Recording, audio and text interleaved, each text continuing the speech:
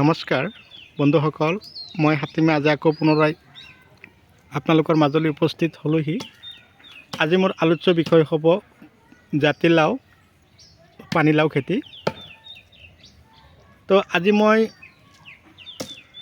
থোৰতে আলোচনা কৰিম যে এই পানীলাও গছ ধুনীয়াকৈ ফলনবিলাক লাগিছে, ঠিকেই আছে, গছবিলাক দৌৰি গৈছে, ভাল লাগিছে, কিন্তু সৰু সৰু কলিবিলাক যেতিয়া লাগন দিয়ে তেতিয়া হঠাৎ দুটা এটাকৈ কলি পচি যায়, পাতবিলাক হালধীয়া হৈ যায় আৰু গছবিলাক এনেকৈ পাতবিলাক লাহে লাহে লাহে লাহে লাহে কি হয়, কোচ খাই লেৰেলি যায়। তাৰ কাৰণে আমি কেনেকুৱা ধৰণৰ পদক্ষেপ হাতত ল'ব লাগে, তো আজিৰ এই ভিডিঅ'টোত আপোনালোকৰ লগত সম্পূৰ্ণ তথ্য আলোচনা কৰিম।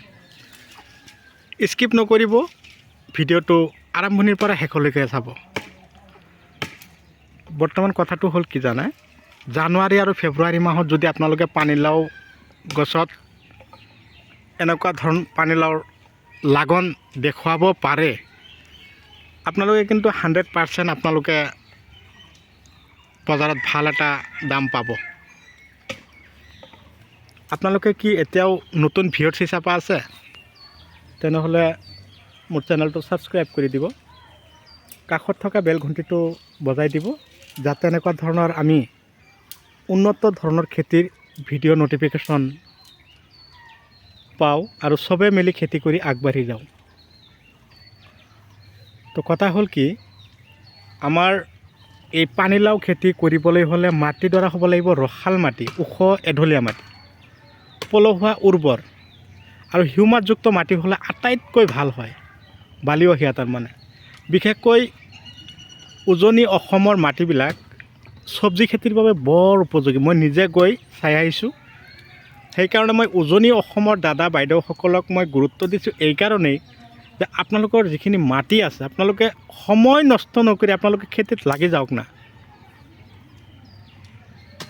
কি দিহা পৰামৰ্শ দিব লাগে, আপোনালোকক কিবা হেল্প লাগে, মই কৰি যাম, আপোনালোকে চিন্তা কোনো কাৰণে নাই। 7002-163-162 এইটো নাম্বাৰত আপোনালোকে যোগাযোগ কৰিব। আপোনালোকক মই যিমান পাৰোঁ হেল্প কৰি যাম। আপোনালোকে চাব, আপোনালোকৰ গছত এনেকুৱা প্ৰতিটো গাঁঠিয়ে গাঁঠিয়ে ফলন লাগিব।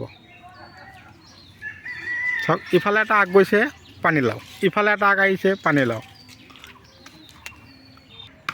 তো এতিয়া মই মূল আলোচনা লৈ আগবাঢ়িছোঁ।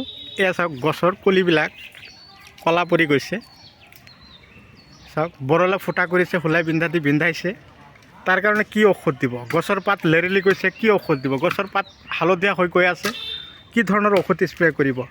তো আপোনালোকৰ যদি ঔষধ লাগে, দানা লাগে, আপোনালোকে মোক যোগাযোগ কৰিব। এনেকুৱা ধৰণৰ ঔষধ দানা আপোনালোকক মই যোগান ধৰিম। যিবিলাক ঔষধ দানাৰ কথা কৈছোঁ, আপোনালোকে যদি এই ঔষধ আৰু দানাবিলাক আপোনালোকৰ খেতিত দিব পাৰে, তো আপোনালোকৰ খেতিৰ পৰা কি ক'ম আৰু, ইমান লাগন দিব। তো দানাকেইটা ফাৰ্টিলাইজাৰ কৈছোঁ, ষ্ট'প্লেজাৰ 95, গ্ৰিফিন, গল্ড স্পেচিয়েল, ভূমিৰত্না, ভূ এক্টিভ, কৃষি ৰাজা, কিষাণ, এনেকুৱা ধৰণৰ ফাৰ্টিলাইজাৰ দিব। হিমুক আৰু ফলবিক এচিড থকাও দানাবিলাকো আপোনালোকে দিব। এতিয়া আলোচনা কৰিম, গছৰ পাত হালধীয়া হয়, কোচ খায়, গ্ৰেচিয়া দিব, চেমডিছ দিব, ডাষ্টাৰ্ড দিব, দাহাত দিব, আপোনালোকৰ গছৰ কোনো সমস্যা নাথাকিব। এতিয়া আলোচনা কৰিম এই সৰু কলিবিলাক যে ৰঙা হৈ গ'ল, ফুটা কৰিলে হালধীয়া হ'ল, তাৰ কাৰণে কি ঔষধ দিব? 5 গ্ৰাম দিব, আলিকা দিব, এনেকুৱা ধৰণৰ ঔষধ দিলে আপোনালোকৰ কোনো সমস্যাই নাথাকিব।